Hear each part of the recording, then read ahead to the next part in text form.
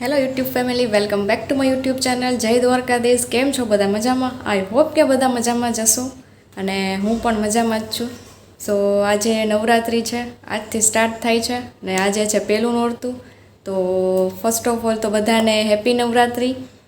અને જો આજે નાહી ધોઈને મસ્ત રેડી થઈ ગઈ છું અને મારી પૂજા પણ થઈ ગઈ છે. અને મેં આજે નવરાત્રિ છે ને તો 9 દિવસ તે મેં અખંડ દીવાનું એવું કર્યું છે કે અખંડ દીવો મારે રાખવો છે. તો જો દીવો ચાલુ કરી દીધો છે. મુહૂર્ત હતું ને સવારનું મુહૂર્ત હતું કે 6:15 આઈ થિંક ના 6:30 7:30 જેવુંની આજુબાજુ હતું, પણ ત્યારે ન મેળાયો હે ત્યારે તારે ઉઠી ગયો ને એટલે પછી મેં વિચાર્યું કે બીજું મુહૂર્ત હતું 11:15 પછીથી અને 12:30 સુધીનું હતું.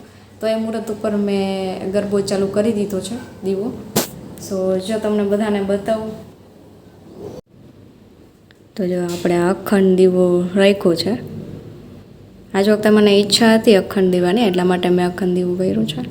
સો આ મારો ગરબો છે, અડાયુમથી બહુ ગરમ છે. ને હા મારા માતાજી છે, મારું મંદિર છે.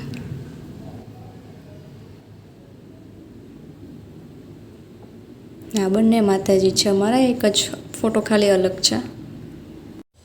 તો જો આ મારા માતાજી હતા ને મેં અખંડ દીવો છે એ ચાલુ કરી દીધો છે. અને કામ છે બધું મારું થઈ ગયું છે.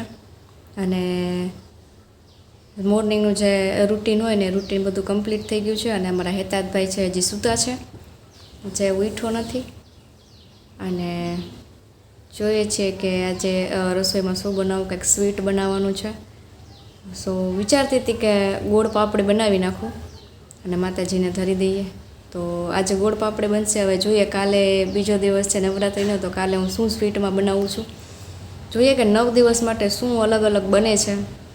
હજી મેં કાંઈ વિચાર્યું નથી કે 9 દિવસ માટે હું શું બનાવીશ.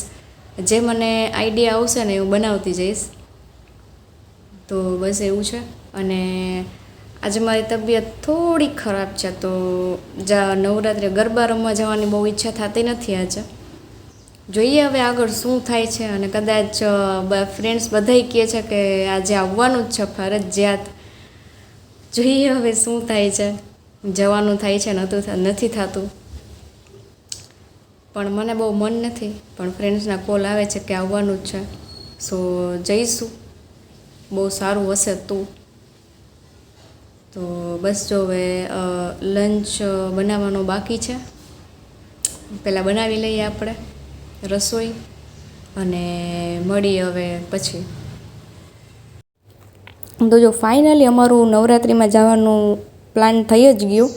સો જઈએ છીએ નવરાત્રિમાં ગરબા રમવા માટે.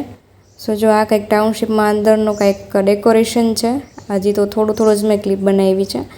સો આ કંઈક અંદરનું ડેકોરેશન છે. ડેકોરેશન બહુ સરસ હતું. અને તમે પણ એન્જોય કરો ટાઉનશીપમાં થોડું ડેકોરેશન ને વ્યૂ આ તે બધું. તો મળીએ ડાયરેક્ટ આપણે ગરબા રમતી વખતે.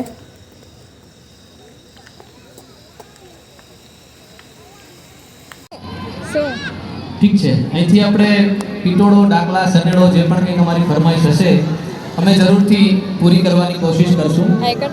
એક વખત અમારી આ રિધમ ટીમ માટે સો આજ વખતેનો કંઈક સેલ્ફી પોઈન્ટ છે, બહુ મસ્ત છે.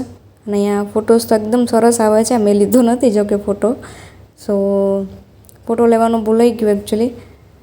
સો કાંઈ વાંધો નહીં, હજી આપણે 9 દિવસ જવાનું જ છે ત્યારે ફોટો લઈ લઈશું. આ કંઈક અંદરનો વ્યૂ છે અને બે સેલ્ફી પોઈન્ટ છે. સો અમે આ બાજુ આવ્યા હતા તો મેં એને ક્લિપ બનાવી છે, ઓલી બાજુની ક્લિપ બનાવતા રહી ગઈ. સો નેક્સ્ટ વિડીયોમાં આપણે એ ક્લિપ લઈ લઈશું.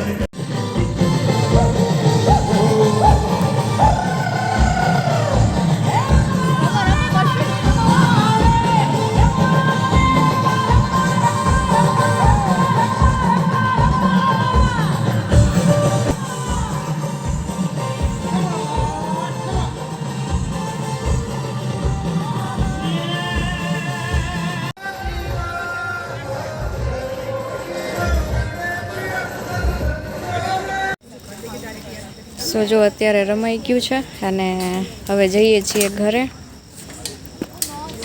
ગાડી લઈને આવે પછી જઈએ ઘરે. હેતાર્થના કાંડ જો માટી લઈ લે છે.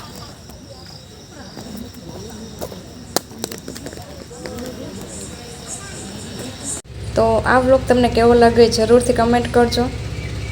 અને જો વિડીયો સારો લાગ્યો હોય તો લાઈક, શેર અને સબસ્ક્રાઈબ કરવાનું ભૂલતા નહીં. તો મળીએ નેક્સ્ટ વ્લોગમાં. ત્યાં સુધી જય દ્વારકાધીશ.